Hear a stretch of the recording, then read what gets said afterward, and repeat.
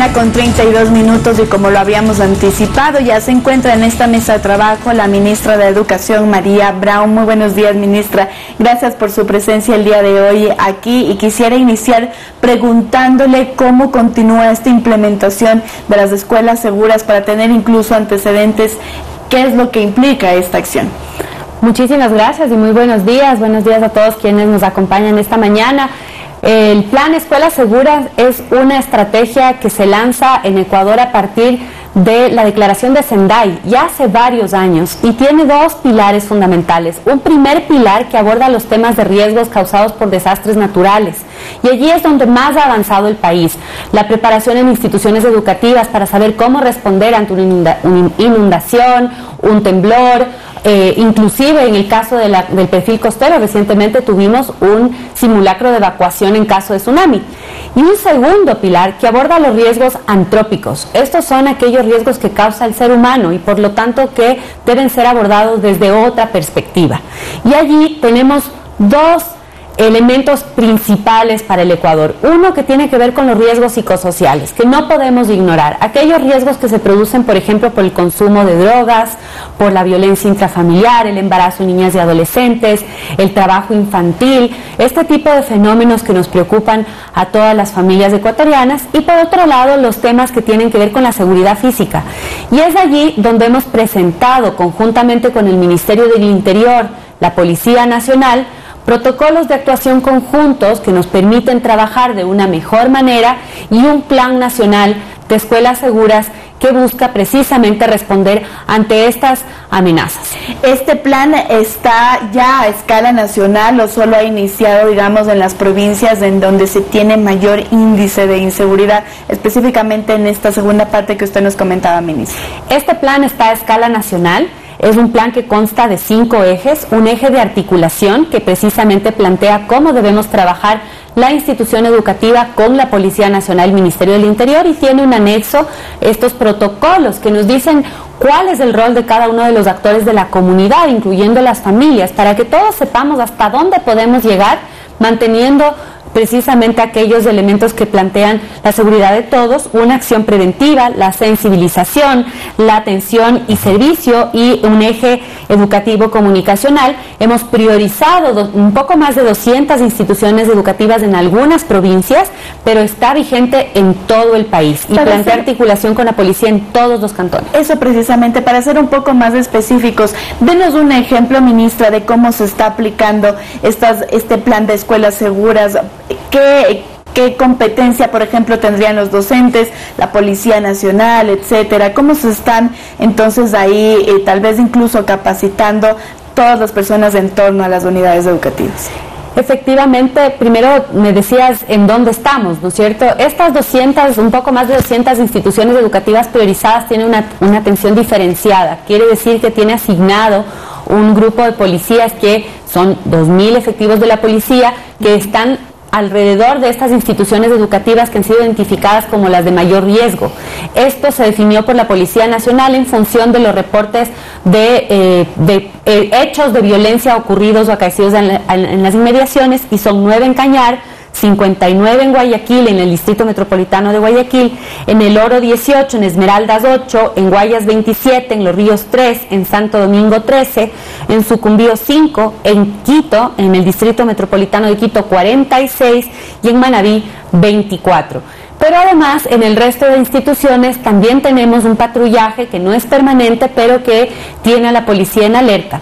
¿Cómo funciona el protocolo? Una vez que detectamos cualquier caso que pueda ser sospechoso, este debe ser reportado por la institución educativa de manera inmediata a la Policía Nacional. Se activa en ese momento la presencia de la policía, siempre con el liderazgo de la DINAPEN cuando va a incluir un trabajo con los niños, dado que esta es la instancia de la Policía Nacional especializada en aquello. Los docentes tienen el rol de siempre estar alertando en el momento que es necesario de forma inmediata, pero el protocolo precisamente nos indica ¿Qué no deben hacer los docentes? Por ejemplo, muchas veces, por bien hacer, un docente puede creer que si hay una denuncia de que alguno de los estudiantes ha ingresado a la institución educativa un arma, debe incautar el arma. Claro. Y esto no debe suceder, porque al momento de la incautación por parte de un adulto de un arma, sin ser un efectivo de la policía, debidamente capacitado, puede luego estar inmiscuido en una investigación por tenencia ilícita de armas, sin querer hacerlo, y por lo demás también puede interferir en un proceso posterior de investigación y sanción. Esto es importante. Por otro lado, también el protocolo nos da información como qué debemos hacer como comunidad, hasta dónde debemos llegar, cómo se organizan estos comités barriales, que muchas veces quieren estar a las salidas de las instituciones educativas apoyando. Esto está muy bien, pero sus competencias solamente pueden llegar hasta cierto punto. No podemos poner en riesgo a nuestra comunidad, y allí también nos determina cuáles son esos límites, hasta dónde debe llegar la comunidad y cómo puede apoyar. La principal forma de apoyar es denunciando de manera oportuna cuando hay un caso. El 1-800 delito es la línea para denuncias en casos de cualquier delito, y esto permite que la policía active sus protocolos también y no caer a veces en esta práctica que es una mala práctica de denunciar solamente a través de redes sociales o algún mensaje. Ahora, precisemos algo, ministra, porque hay una duda que generalmente la gente se pregunta. ¿Con esto la policía tiene toda la autorización de ingresar a las escuelas? La policía tiene autorización de ingresar a las instituciones educativas, pero respetando un protocolo de actuación. La policía debe ser muy cuidadosa de que en estos procesos se siga el debido proceso, valga la redundancia, que no haya ninguna violación a un derecho de los niños. Al tratarse de menores de edad es delicado, sin embargo, no por ello deben quedar los delitos en impunidad.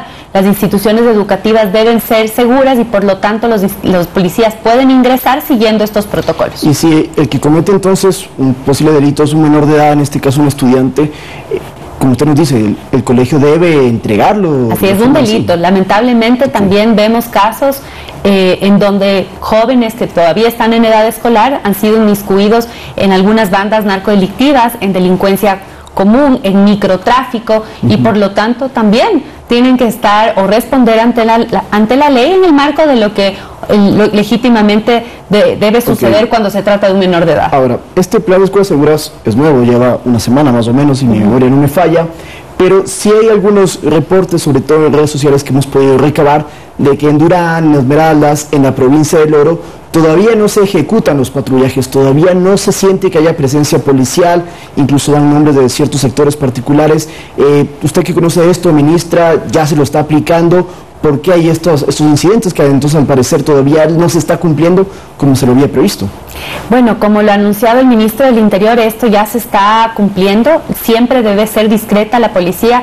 No se trata de policías que van a estar apostados en la puerta de las instituciones educativas durante todo el día. Esto incluso podría poner en mayor vulnerabilidad a la institución educativa. Deben trabajar en el marco de los operativos con las previsiones del caso para que precisamente no se constituya esto en un mayor problema. Y lógicamente no vamos a través de este plan a erradicar de raíz todos los problemas que son además en muchos casos estructurales y que debemos trabajar como sociedad en su conjunto. Nosotros debemos, conjuntamente con los medios de comunicación, con la sociedad civil en general, trabajar en contra de la violencia, en contra de la delincuencia, por la legalidad. Y uno de los temas que podemos hacer, por ejemplo, les decía hace un momento, es mejorar nuestra cultura de denuncia. Otro elemento es no reproducir mensajes violentos porque esto puede revictimizar. Ministra, usted se ha referido a estudiantes que podrían estar perteneciendo a bandas criminales. Se ha referido también a incautación de armas dentro de las unidades educativas. ¿Esto preocupa al Ministerio de Educación? ¿Ha crecido la cifra de tal vez alertas de estudiantes que pertenecen a bandas delictivas, o incluso tienen la cifra de cuántas armas se ha incautado en las unidades educativas, ministra? Esto es algo que preocupa al Ministerio de Educación desde el inicio de la gestión del presidente Guillermo Lasso. Recordarán ustedes que cuando abogábamos por ese regreso a la presencialidad decíamos, uno de los riesgos desde no tener a los estudiantes en las aulas es que sean cooptados por este tipo de grupos delincuenciales. Y esto va a ocurrir. Y esto es, ya sabíamos que estaba ocurriendo, sabíamos además que habían incrementado los índices de suicidio, la violencia intrafamiliar. Todo esto genera un entorno que debe ser atendido de manera progresiva. Ese regreso a la presencialidad fue la primera medida.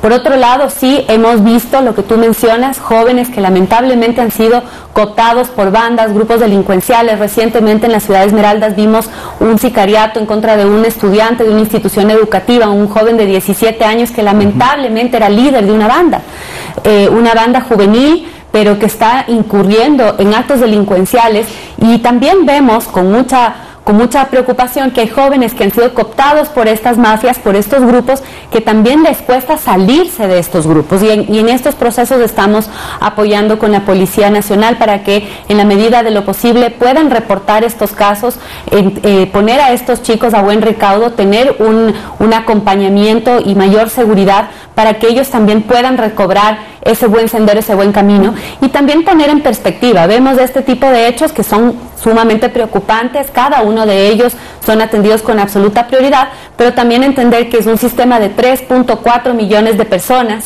3.4 millones de estudiantes, en donde a veces se presentan riñas, inconvenientes, y por lo tanto también es importante poner en perspectiva. Las instituciones educativas siguen siendo un espacio seguro. Eso suceden estos hechos, pero no es la generalidad. ¿Ustedes tienen cifras de cuánto ha crecido entonces esta cooptación de estudiantes y también las cifras de cuántas armas ha incautado dentro de las unidades educativas? Esta es información que maneja directamente la Policía Nacional, Ministerio del Interior. Al momento todavía no nos han permitido hacer públicas estas cifras. Me parece que en el transcurso de los próximos semanas, en donde ya hemos tenido estos operativos activos, podremos dar más información de los resultados. Estamos en este momento todavía recabando mayor información, y mucha de esta información es de carácter confidencial y es parte de un proceso de investigación, y por lo tanto no lo podemos divulgar, pero en términos generales creo que está a vista y paciencia de la ciudadanía. Vemos que hay un incremento de estos casos de violencia, hay que decirlo, son incluso comparado con antes de la pandemia, no es respecto al año anterior solamente, no sería correcto compararlo así porque no había presencialidad normal, entonces tendríamos que hacer una comparación con lo que sucedía antes de la pandemia. Ministra, ¿cuándo vamos a poder medir resultados de este plan de escuelas seguras, que también tiene el eje de la prevención, como usted lo ha mencionado, el tema psicosocial? Pero ¿cuándo se puede medir y de qué manera podemos ver los resultados de todo esto? No, con la Policía Nacional y el Ministro del Interior vamos a estar presentando algunas cifras periódicamente de cuáles han sido los operativos que se han llevado a cabo, cuáles han sido justamente los patrullajes que se han realizado por parte de la policía, denuncias receptadas y demás. Más o menos lo haremos una vez al mes, en donde tengamos información ya recabada, y siempre guardando este cuidado de que la información que se publique no interrumpa ni interfiera en ninguna investigación. Muy bien, ministra, quisiera cambiar de tema y también mirar cómo siguen los acercamientos con organizaciones sociales que estuvieron dentro de las mesas técnicas, cómo sigue el cumplimiento también de estos acuerdos, ministra. Bueno, por parte del Ministerio de Educación, como ustedes recuerdan, estuvimos en esa mesa de derechos colectivos y ahora ya pasó a nuestras manos el cumplimiento de los acuerdos que tienen que ver con educación. En ese sentido, lo que hemos planteado con el Ministerio de Gobierno como parte de la metodología que se acordó en las mismas mesas de diálogo es tener estas mesas de seguimiento. El día de mañana tenemos nuestra primera mesa de seguimiento, miércoles, en donde veremos cuáles son los pasos que se han dado para cumplir con aquellos compromisos que se adquirieron. Entre otras cosas, el Ministerio de Educación ha avanzado en la elaboración de los instrumentos legales para el cumplimiento de aquellos elementos que tienen que ver con la educación intercultural bilingüe. Se ha dado pasos importantes en trabajar con el Consejo Nacional Electoral en la conformación de este Consejo Nacional, que es un órgano colegiado de la educación intercultural bilingüe y la etnoeducación, que es parte del sistema de educación intercultural bilingüe y que debe pasar por el Consejo Nacional Electoral. Y también hemos trabajado en mesas de diálogo con las mujeres afrodescendientes como un complemento a esta mesa nacional, en donde hemos abordado puntual y específicamente qué va a suceder con la Dirección Nacional de Etnoeducación para el Pueblo Afrodescendiente, cómo se va a conformar, y hemos también avanzado en la elaboración del instrumento que nos permitirá su creación. Entonces ustedes, y usted confirma, ministra, que de su lado, desde esta mesa de derechos colectivos, han continuado con el diálogo con las organizaciones sociales, pero ¿cree usted también que se ha demorado poner ya en cumplimiento o en práctica o cumplir con los acuerdos a los que se llegaron? En el caso de educación hemos seguido el cronograma que se había planteado. Parte del acuerdo es que cada una de las organizaciones delegue unos delegados, valga la redundancia, para la mesa de seguimiento. En esto también ellos tuvieron un pequeño retraso, pero nosotros hemos seguido avanzando en lo técnico, hemos seguido avanzando en la elaboración de estos instrumentos que el día de mañana serán socializados, que conocerán ellos cuáles son los avances y que hemos estado trabajando con otras instituciones como la Secretaría Jurídica de Presidencia. ¿Y la conformación de esta nueva secretaría, que fue otro de los acuerdos, cómo está avanzando eso también? La Secretaría de Educación Intercultural Bilingüe está conformada, ya estaba conformada previo a los acuerdos. La diferencia es que en este momento, a través de los acuerdos, se quiere fortalecer esta institución, cosa que sí se ha continuado durante estas semanas. Hemos trabajado, por ejemplo, en ese decreto ejecutivo que deroga un decreto ejecutivo anterior de esta Secretaría y lo sustituye con uno nuevo que está o se corresponde con la Ley Orgánica de Educación Intercultural, que plantea una Secretaría que tiene autonomía, pero también que debe coordinar con el Ministerio de Educación como el ente rector nacional de la educación. Esto además ha incorporado a algunas especialistas en educación intercultural bilingüe a las filas de la Secretaría. Eso también fortalece su accionar, y también hemos avanzado con el secretario Rómulo Antún en elaboración de un estatuto orgánico por procesos de esta nueva Secretaría o de la nueva estructura de esta Secretaría ya previamente existente. Muy bien, ministra, solo por cuestión ya de tiempo tenemos que despedirnos. Estaremos entonces atentos de lo que ocurre esta semana con respecto a las mesas de diálogo. Nos acompañaba en Noticias 7 la ministra de Educación, María Abrao. Nosotros nos vamos a una pausa, pero quédese porque volvemos con deportes. ¿Qué ocurrió al final? Argentina, Arabia Saudí. Ya le tenemos más información aquí.